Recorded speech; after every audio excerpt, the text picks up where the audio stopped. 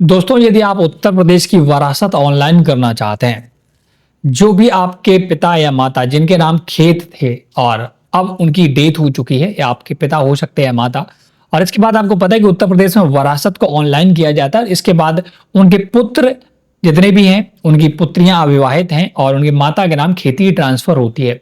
तो उसके लिए आपको ऑनलाइन फॉर्म भरना होता है। इसके बाद वो लेखपाल के पास जाता है, फिर कानून गो के पास जाता है, फिर तहसील में जाता है, और इसके बाद फाइनल आप सभी पूरी खेत जितने होते हैं वो उनके वारिस के नाम पहुंच जाते हैं। तो आज मैं इससे यही बात करेंगे कि उत्तर प्रदेश में वरासत ऑनलाइन कैसे करना है। आप खुद से भी कर सकते हैं, बहुत ही सिंपल सा प्रोसेस है।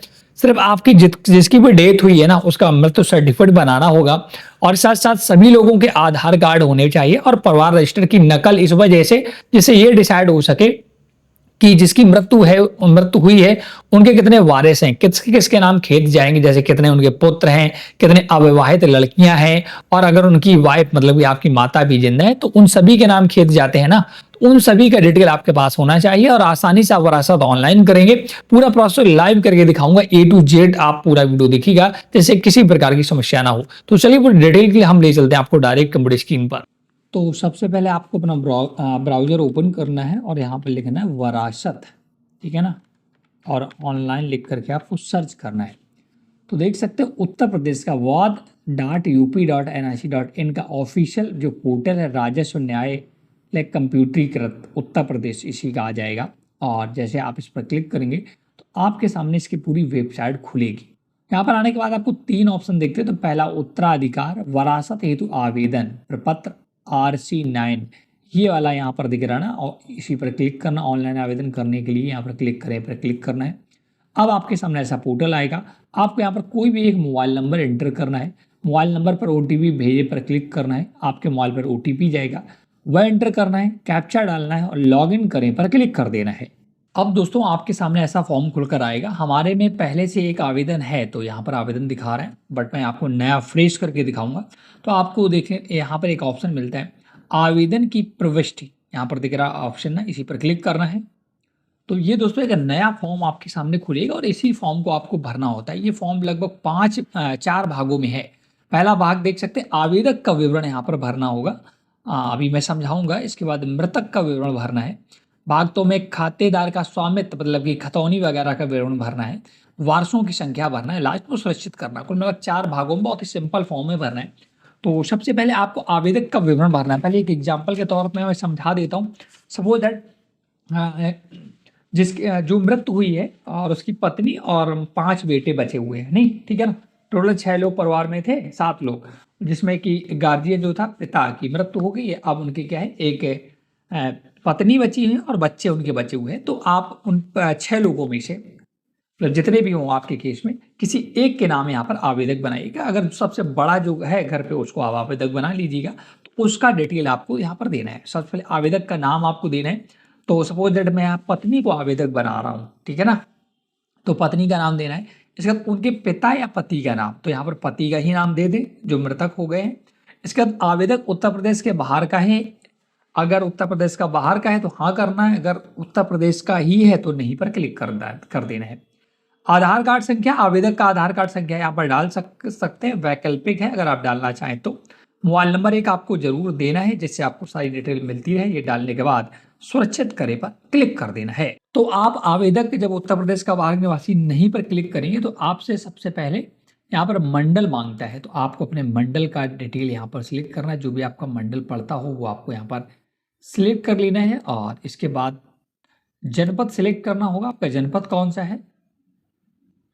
तहसील आपको सिलेक्ट करनी पड़ेगी और पूरा पता, आपको अपने गांव का पूरा पता यहाँ पर डाल देना है और सुरक्षित करें पर क्लिक कर देना है। अब दोस्तों मैं भाग 2 भरूंगा जिसमें मृतक की डिटेल भरनी है। ध्यान रखें, मृतक या मृतका, विवाहिता, पुनर्विवाहिता, खातेदार का विवरण, जिसकी मृत्यु के उपरांत उत्तराधिकार का दावा किया जाना है। मतलब कि जिसके नाम खेती थी उसकी मृत्यु हो गई, उसी का डिटेल भरना है जो मृत हो चुका है। तो उत्तराधिकार का आधार यहाँ पर आपको चयन करना है। पुरुष खातेदार था, महिला था, तो पुरुष था मेरे केस में। उत्तराधिकार के आधार में जैसे पुरुष खातेदार सिलेक्ट करेंगे तो चयन में खातेदार की मृत का ऑप्शन आएगा, उसे सिलेक्ट करना है। अब आपको खातेदार का यहाँ पर नाम डालना है। क्या खातेदार की आयु कोविड में हुई है तो नहीं हुई है, तो यहाँ पर खातेदार का नाम डालना, मतलब जिसकी मृत्यु हो चुकी है उसका नाम डालना है। तिथि में आपको चयन करना है, खातेदार की मृत्यु की तिथि यहाँ पर सिलेक्ट करना है। यहाँ पर तिथि कैलेंडर खुल जाएगा, जिस डेट पर मृत्यु हुई। अब ये कैसे पता चलेगा, ये दोस्तों आपको पता चलेगा, आपने जो डेथ सर्टिफिकेट बनवाया होगा ना उसमें लिखी होगी, तो वो डेट यहाँ पर सिलेक्ट करके डाल देनी है। इसके बाद पिता या पति का नाम सिलेक्ट करना होगा। पिता का नाम यहाँ सिलेक्ट करूंगा मैं, उनका नाम यहाँ पर डाल दूंगा। मृतक या मृतका विवाहित पुनर्विवाहित को संपत्ति प्राप्त होने का स्रोत कहाँ से है, क्या इनको भी विरासत में जमीन मिली थी या इन्होंने खरीदी है, स्वयं अर्जित की है, तो वो आपको सिलेक्ट करना होगा। इसके बाद फिर से यहाँ पर मंडल चुनना होगा, जनपद चुनना होगा और तहसील, परगना मतलब कि अपने ग्राम पंचायत का नाम, ग्राम पंचायत चुननी होगी। फिर से पूरा पता डाल देना होगा। अगर आप इनका आधार कार्ड उपलब्ध है, आधार कार्ड संख्या तो डाल दें, अन्यथा छोड़ दें। इसका मोबाइल नंबर एंटर कर देना है और इसका सुरक्षित करे पर क्लिक करना है। यहाँ पर मोबाइल नंबर आपको अपना या जिससे लॉगिन किया वो डाल करके सुरक्षित करेंगे। अब दोस्तों यहाँ पर जिसका भी देखिए भाग 3 आ गया, यहाँ पर नाम जैसे आप डालेंगे तो उनका नाम भी लिख कर आ जाएगा, जैसे कि जयराम शास्त्री के स्वामित्व की भूमि का विवरण। अब आपको यहाँ पर भूमि का विवरण देना होगा। सबसे पहले मंडल चुनना होगा कि इनकी भूमि किस मंडल में पड़ती है। इसके बाद जनपद चुनना होगा, जनपद कौन सा है। तहसील चुननी होगी, परगना आपको चुनना होगा, उसके ग्राम चुनना होगा, गांव कौन सा गांव है वो आपको यहाँ पर सिलेक्ट कर लेना है।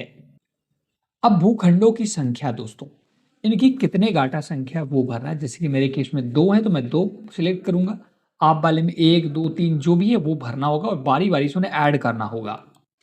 तो जैसे मैंने यहाँ पर 2 डाल दिया, अब मुझे गाटा संख्या ये कहाँ पर मिलेगा, खतौनी में। तो गाटा संख्या मुझे यहाँ पर एंटर करनी है और गाटा संख्या डालकर बाहर आप क्लिक करेंगे तो यहाँ पर खतौनी देखिएगा, सारे खातेधारक आ जाएंगे, देख सकते हैं। ये सारे जितने भी लोग हैं सभी इसमें जितने भी खातेदारक होंगे सभी का नाम आ जाएगा। लेकिन आपको किसका नाम चुनना है, जिसका ये फॉर्म भर रहे हैं, ठीक है ना, उनका नाम चुनना है। उसके बाद फिर से दोस्तों दूसरा गाटा संख्या यहाँ पर एंटर करना है और बाहर क्लिक करना है, फिर से नाम सिलेक्ट कर लेना है। ये डिटेल डालने के बाद आपको सुरक्षित करे पर क्लिक कर देना। ध्यान रखना है अगर आपकी 1 से अधिक गाँव में जमीन है तो आपको फिर से दोस्तों फॉर्म भरना होता है। इस फॉर्म में केवल आपकी एक गांव की मतलब एक ही राज्य की जमीन, एक ही जिले की जमीन ऐड होती है। अब दोस्तों जो सबसे इंपॉर्टेंट जानकारी है, जयराम शास्त्री के वारसों का विवरण, कितने लोग इनके वारिस थे वो डिटेल आपको यहाँ पर भरनी है। तो वारसों की संख्या यहाँ पर कितनी, 1 2 3 जितने भी है, मेरे केस में 6 लोग हैं, इनके 5 बच्चे हैं, 1 पत्नी, तो मैं 6 सिलेक्ट करूंगा। अब मुझे 6 लोगों को बारी बारी से ऐड करना है। पहले वारिस का नाम क्या है, उनका नाम डालना है। इसके बाद इनके पति या पिता का नाम डालना है। उसके बाद मतलब सिलेक्ट करना है, फिर उसका नाम डाल देना है। वारिस की उम्र कितनी है वो डालनी है और संबंध क्या है वो डालना, वारिस का पता डाल करके वारिस जोड़े पर क्लिक कर देना है। देखिए जब खातेदार से आप संबंध चुनेंगे ना तो बहुत सारे ऑप्शन आते हैं। तो यहाँ पर क्योंकि पत्नी है, इनके पति की मृत्यु हो चुकी थी, इस केस में विधवा सिलेक्ट किया जाएगा। और इसके बाद यहाँ पर पूरा पता डालकर वारिस जोड़े पर क्लिक करना होगा। तो आप देख सकते हैं एक वारिस यहाँ ऐड हो चुका है। ऐसे अगर आपसे गलती हो जाती है तो यहाँ से हटा भी सकते हैं। अब आपको सारे धीरे धीरे से वारिस यहाँ पर ऐड कर लेने हैं। जब दोस्तों सभी वारसों के नाम सभी डिटेल आप ऐड कर लेते हैं ना, इसके बाद आपको सुरक्षित करे पर क्लिक करना होता है। अब दोस्तों आपका पूरा फॉर्म प्रॉपर तरीके से भर चुका है। अब आपको सिर्फ फाइनल एक बार चेक कर लेना कि कोई त्रुटि तो नहीं हुई है, क्योंकि एक बार आवेदन कर दिया और अगर लेखपाल ने अग्रसित कर दिया आगे आपका खतौनी में नाम सारी यही हो गए तो फिर आपको दिक्कत होती है ना। तो एक बार जरूर चेक कर लें सब कुछ, अगर कुछ भी गड़बड़ी है तो उससे सुधार कर लें। अगर सब कुछ सही है तो इसका आपको सुरक्षित करेंगे जगह पर क्लिक करना है। अगर कुछ गड़बड़ी है तो आपको संशोधित करें पर क्लिक करना होगा और उसे संशोधित कर देना होगा। तो मेरा सब कुछ सही है तो मैं सुरक्षित करें पर क्लिक करूंगा। आवेदन सफलतापूर्वक पंजीकृत किया गया, कंप्यूटरीकृत आवेदन संख्या आपके आ चुकी है, देख सकते हैं।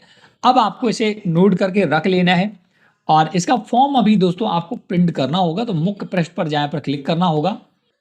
तो आप देख सकते हैं दोस्तों आपने जितने भी आवेदन यहाँ पर किए होंगे वो सारे दिखेंगे। अब इसका प्रिंट आउट निकालना है तो आपको यहाँ पर देख सकते हैं ये एक संख्या दिख रही है ना, इसी पर क्लिक करना है और ये पूरा फॉर्म आ जाएगा जो भी आपने अभी तक भरा है। सारी डिटेल A to Z जानकारी यहाँ पर आ जाएगी।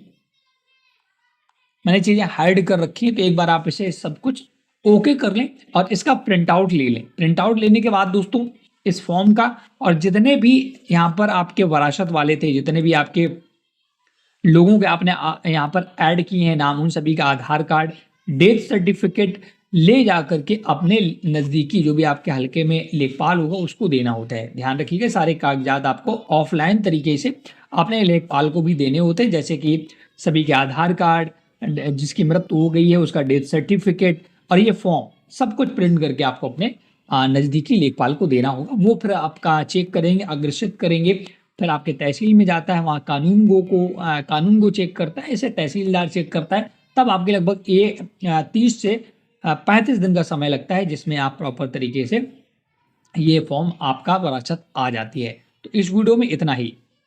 तो देखा दोस्तों कितने आसानी से आपने वरासत ऑनलाइन करना सीख लिया है, और आप सारे कागजात जो मैंने बताए हैं इनको ले जा करके अपने लेखपाल को सबमिट करने होंगे, और इसके बाद वो आगे का प्रोसीजर अपने आप ऑटोमेटिक होता है। लगभग 30 से 45 दिन के अंदर अंदर आपकी वरासत जो है वो आपके नाम ट्रांसफर हो जाएगी। किसी भी समस्या के लिए आप हमें कमेंट कर सकते हैं, किसी भी जानकारी अगर आपको किसी प्रकार की चाहिए तब भी कमेंट कर सकते हैं। चैनल हेल्प इंग्लिश सब्सक्राइब नहीं किया है तो जरूर कर लें, वीडियो को लाइक जरूर कर दें। कोई भी डाउट है तो आप हमें कमेंट सेक्शन में जरूर पूछिएगा। Thanks for watching.